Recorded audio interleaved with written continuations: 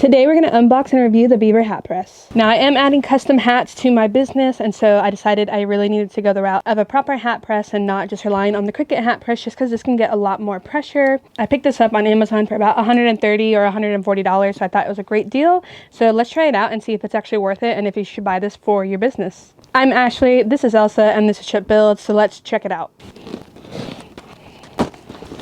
Alright, so it does come with some instructions, and this says the Golf Cap Heat Press User Manual.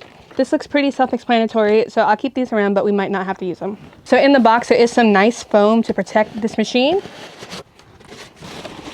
So because it's kind of an awkward shape and I'm by myself, I am going to just set this on the side to pull it out.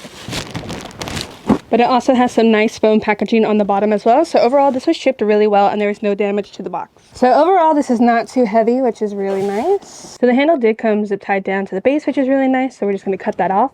But I am going to keep my hand over top of it just so it doesn't swing up and hit anything. All right, so it looks like it's in a locked position, so we don't have to worry about that. So over in the corner, it does have this thing. It does have a control panel where we can set the heat and the time that we want to do. What's also really nice about this heat press is it has this little spring-loaded lever where you can put the back of the hat in and it will stretch it. And that way your hat will get the proper tensioning that it needs. It does seem like the curve of the plate doesn't quite fit the curve of these hats. So we might have to put like a little piece of cloth underneath here to really get the most even pressure possible. But so far, this looks like it's come in really good condition, and I cannot wait to try it out. So once you have the machine plugged in, there is a switch on this side and you could just flip it. It is kind of hard to push, and then you can go to adjust your temperature and time. So I'm going to hit temp, and I'm going to put it all the way up to 320 because that's what I need for the hat that I'm going to press. And then I'll hit temp again, and that will lock it in place. And then for the time, I'm going to do 40 seconds, and then I'll just hit time again, and that will lock it in place, and then we can wait for this to heat up. So for the inaugural hat on this heat press, I am going to use a Yupong snapback hat. I do like this brand a lot. It's definitely one of the better brands. And I'll put a link in the description down below where you can find it. I did get a little toddler t-shirt to put on the pad of the heat press. That way it will just clamp more evenly. So we're just going to wait for this to heat up. It does take a little bit of time. So before we press our hat, we are going to take our lint roller and just get rid of any of the lint on the front. That way there's no interferences with the bond of the patch to the hat. And when you're using one of these presses, you want to make sure that you flip out the sweatband.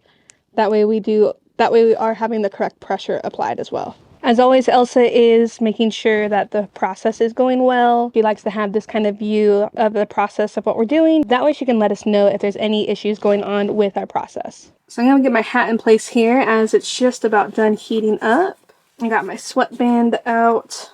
We are going to also be putting the silicone hat over our leather patch to protect it.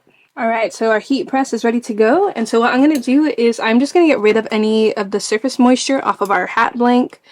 Just press it for just a couple seconds, and then that is good to me. And then now what we're going to do is I am going to remove the backing off of the adhesive of this patch, and then I am going to attempt to center this as best I can. I'm just trying to line up the tip of the tree to that line. That looks pretty good to me. So I'm going to gently take my silicone and place it on top like so. And then now we can do the actual press. And this silicone sheet is going to help protect the hat from getting scorched as well. So now we're just going to let this count down, and then we can see how the press did. In the future, I probably will get a thinner piece of silicone. I just feel like this one might be a little bit too thick. Alright, let's remove the silicone and see how we did. That looks pretty good to me. I'd say that turned out pretty well. Well, you guys, I think this hat press works really good. I like it a lot, and for the price, you can't really beat it. Now, I am going to do a future video where I compare in more depth the Cricut hat press to this Vevor hat press, but so far, you can't beat the actual pressure of the clamshell hat press. I'm super loving it, and I cannot wait to start making a bunch more hats with this thing. Let me know if you have any comments or questions down below. I'll be more than happy to get back to you. As always, I'll put everything I've used in this video in a link in the description, and I'll catch you guys on the next one. Thanks for watching. Bye.